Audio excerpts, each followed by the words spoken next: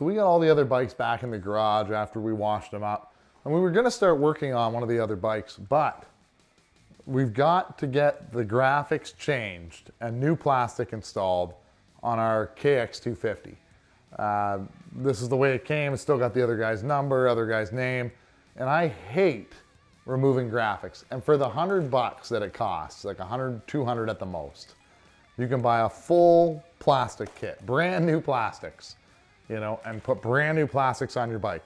Guys that are buying, you know, if you want to buy my used plastic off me for $50, sure, because I'm buying new ones for 100. Anyway, that's what we're doing today. We'll get the graphics on this bike. Another thing we ended up doing with this bike is we've got a pile of different seats, and we're gonna go over it in the video. These gripper seats, now it's a personal thing. Some guys love them, and I guess I grew up in the era where they didn't exist. And I'm so not used to them. I always feel like they're trying to pull my pants off.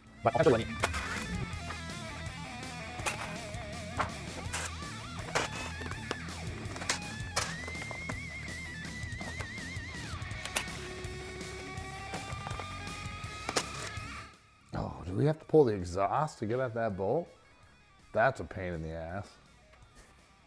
Yeah, I don't like that. What a pain in the butt. Oh well.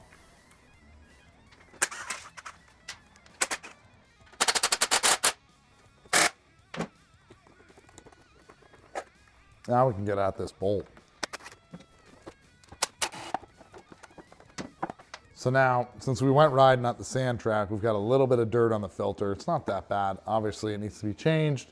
And what better time to do it than when you have half your bike torn apart. Anyway, so pull out the little post and carefully removing the filter so that we don't get any dirt down inside. We'll go ahead and wipe all that out and get it really good and clean, and get a new filter slapped on and get this one washed up. We actually still have this twin air filter kit. Now I haven't opened this in a long time. This thing has some solution in it that I bought to give it a try that said it could clean 10 air filters. Now we've cleaned one air filter and the solution looked pretty grimy. You know, it was clear when I poured it in. One air filter, look at the sludge in the bottom of that pail. Yeah, I don't like that. This stuff says it can do 10 air filters. One air filter turned it into sludge. I think we're gonna dump it into something else and clean this bucket, because that is horrible. That's sludge from one air filter. So we cleaned out the bottom of the bucket. We got the sludge juice, the air filter cleaner stuff in this bucket. It's kind of brown, but it still smells exactly like the cleaner. This stuff sat out here all winter. Now, do I believe that you're gonna get 10 cleans out of one thing of sludge? I don't know. We're gonna let this soak in here while we keep working on the bike. But we'll do a follow-up video. But no, it works good. Like, look at that. That filters. This sludge stuff works good. And you just rinse it out after with the garden hose. I can't believe how fast it works. Way faster than gasoline or anything else I've used. I don't know. If we get 10 filters cleaned out of one thing of goop, it's probably worth the $30. If not, just buy filters, because it's cheaper just to buy filters than it is to use this goop. But we got to give it a real test. So while we have our other filter sitting in the goop to try and clean it, now we're going to use the broken oil thing, because twin air, okay, this pail is ridiculous. A buddy of mine bought it, so I borrowed his kit. He's like, you should use it in a video. I said, sure, I'll give it a try. And the second time I went to use it, I ripped the lid clean apart. Piece of garbage. Don't buy the twin air oil kit. Just go to Home Depot or Lowe's or whatever you guys have close to you. Buy a couple pails. Does the same thing. Because this is crap. They shouldn't be taking your money for 2 pails and a stupid cage. Anyway, we're gonna dab the filter in, and I got gloves on, and we're gonna work the oil into the filter. We don't want it too saturated, so we're gonna push it all the way through and just keep working it in. And if we need a little more, we dab it. I would never want to buy, I have to buy another one because I gotta buy my buddy one. And now I'm stuck with the thing, so I use it. But otherwise, you know, let my dollar tell you that this Twin Air kit is a piece of garbage. If you guys like it, let me know. I'd love to know. Like, am I just unlucky? Because Twin Air wouldn't even answer me back when I asked about, hey, your thing broke. Second time I went to use it. What can you guys do? They're like, you know what we can do is tell you to go screw yourself. You're lucky you make good filters because I'm going to keep buying your filters. But if you didn't, God, I do like Twin Air filters. But maybe, hey, maybe there's another company out there that's better. You guys let me know if you guys are running other filters and had good luck. I get a lot of uses out of Twin Air ones, so that's why I keep buying them. They've always served me well. Now, don't buy the buckets. We've gone ahead and cleaned out the inside of the box, wiping any extra residue off. Cleaned really good around where we're gonna push this in so we don't knock any dirt down inside the air intake. And now we're gonna install the new filter, and then we'll deal with cleaning the exterior a little more. You don't wanna be knocking dirt down into things. Getting these filters on can be a bit tricky, depending on your bike. Am I supposed to jam it on like that? How is this going, this one? Flat side at the top, yeah. Okay. Am I supposed to go past and back? Yeah, okay. There we go. Feeling on the other side with my hand to make sure I'm in properly. And I am. That's why it's good to have the gloves. You can feel around. Number one reason guys blow up motorcycles is they don't clean their air filter enough. We went for one ride, did about 4 laps, and we're cleaning the filter, changing it out. So we've got a good clean rag and a can of brake clean, just everyday brake clean. And no, we're not gonna start spraying it on and getting brake clean all on the thing. We're gonna spray the brake clean on the rag, right, and soak it down. You could use your simple green, but it's got some grease in it, and the brake clean really cuts through. And we're just gonna clean off the excess crud that is up around all this. And you guys don't have to watch me scrub it. But that's what we're gonna do. And then we're gonna go ahead and clean the rest of this stuff, removing some of the old sticker goo that he had. He liked stickers. And then we'll get the new plastic back on the bike.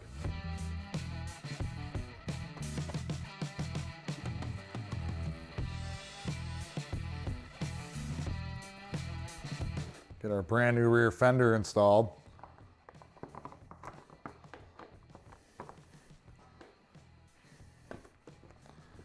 Oh, I see.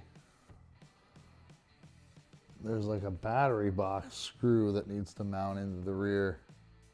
Okay, well, we'll have to deal with that.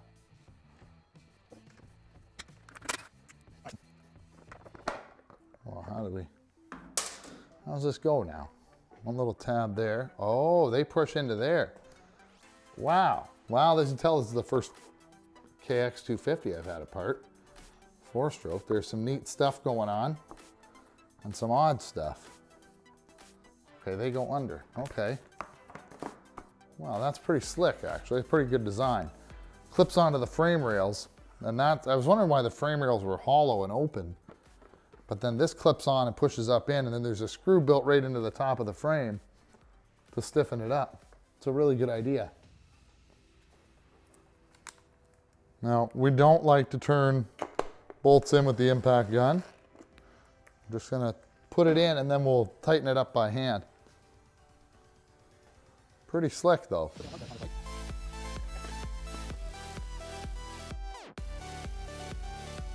When you buy your new front fender, it doesn't come, this UFO kit doesn't come with new slugs. So you'll have to pull them out of the old fender. So the old fender still has the slugs and they push out fairly easy. And then we'll be able to just shove them right in. I don't know what brand of fender this is, if it's stock or in a service, or I don't see any markings. So who knows? Probably stock.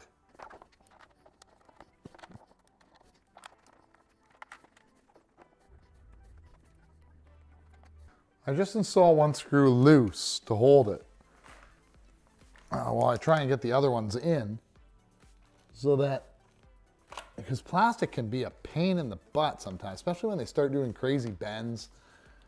So just try and get all your screws in before you start cranking any of them down. That's the key.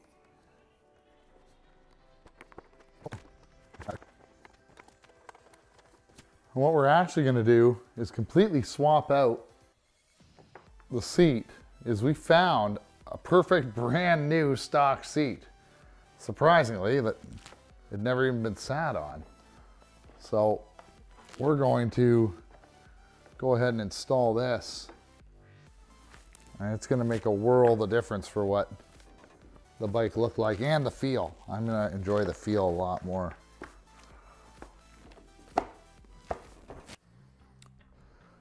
So now we're going to go around and snug it all up and start cleaning all the plastic with rubbing alcohol. We need to clean it all. You can see I've got my dirty fingerprints all over it. Poor plastic. But we're going to end up cleaning it all up so we can get the graphics to stick. The key to getting your graphics on is the prep. Okay? It's not about anything else other than the prep. If you don't prep your plastic, even though it's brand new, I've touched it, it had some sort of release agent to get it out of the mold. If you don't clean it from all the oils that you put on and the oils the factory put on, how is the glue from the graphics going to stick? It won't. So the key is to clean it and then clean it again, because you want to make sure you spent $100, 200, 500 on graphics. It's key to take some care and do this step properly. Just no name, 99% rubbing alcohol. And we're just gonna dab it on the paper towel, like pretty heavy.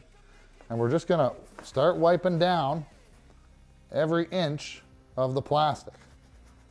Any surface, if you're not sure, wipe it, because you need to get it clean in order to stick. We'll go around and do this, and then we're going to go around and do it again.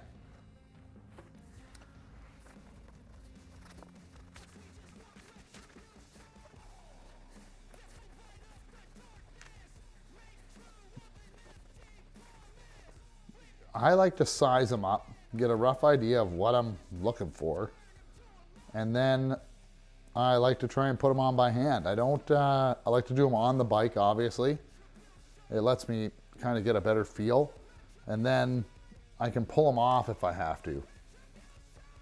I've never used this brand before, so we'll see how it goes. They're just an eBay special. I reached out to a couple companies to see if they wanted to get involved with kind of doing the graphics for the channel. Nobody really got back to me, so we're still trying a bunch of different stuff. I like to just put them on light. This Kawasaki's pretty nice. It has kind of like a center line that we can kind of work with.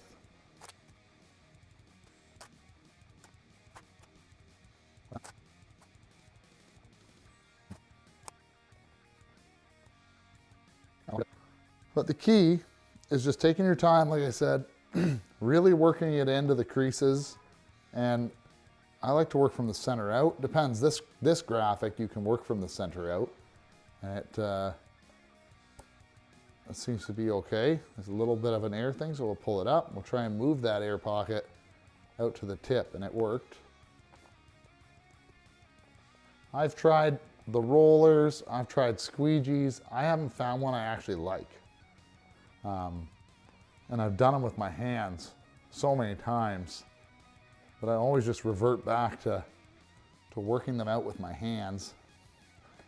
And then once the graphic's on, we'll go ahead and hit it with a heat gun and get it to kind of finalize, and we'll push it again just to make sure. So we're gonna keep working around the bike and then we'll see how they go. Hopefully these stick pretty good.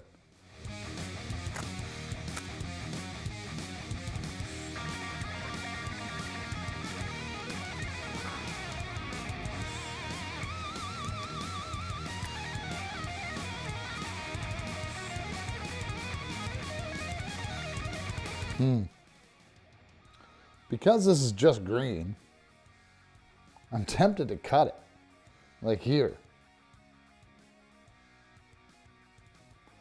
And I do that sometimes. I'll cut the graphics and change them a little bit if they don't suit what I want. Let's say I had like some weird red stripe I didn't like. Well, I just cut it and change it. We'll leave it. We'll see how it goes. We can always cut it off later.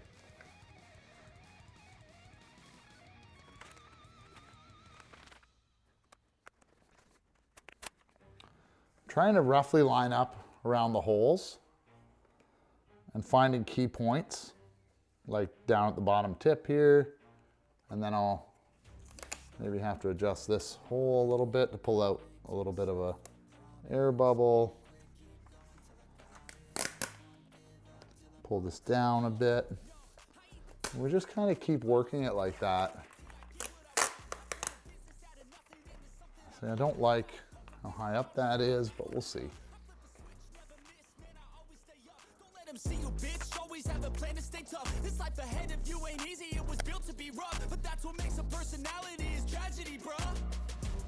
The other big thing with graphics is the more graphics you put on, the better you get. This isn't obviously my first set, so buy cheap ones. So you don't buy your $1,000 dream set of graphics that you always wish you had to try it for the first time. That's what everybody does. That's what I did. And I screwed them up. And I was upset because there's a lot of money.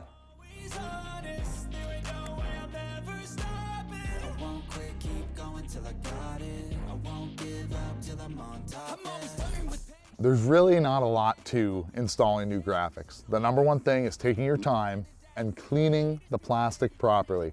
Going over it, scrubbing it down, and when you think it's good, do it again, just to make sure. Because little oil and dust, that is your nightmare problem. You'll get those little bubbles underneath because of a piece of dust got stuck to the plastic and you push the graphic on. Then, once you get the graphics on the way you like them, and they're pretty much pushed down, I have a little air bubble there, just seen it, but take a heat gun and put the heat gun to it, and it'll help you work it around. Now, I had to use the heat gun on this bend because this has a contour, and I had to kind of stretch it as I pushed it on, and it really helped me achieve the look. Anyway, guys, leave a comment down below. Let me know what you guys do when you guys install graphics. If there's any kind of special tools or some people use soap. Now, I've never used the soap. I've seen guys spray it with soap. I'm always worried it's gonna wreck the glue. If you guys have any ideas, let me know. But anyway, thanks a lot for watching, and we'll see you guys in the next one.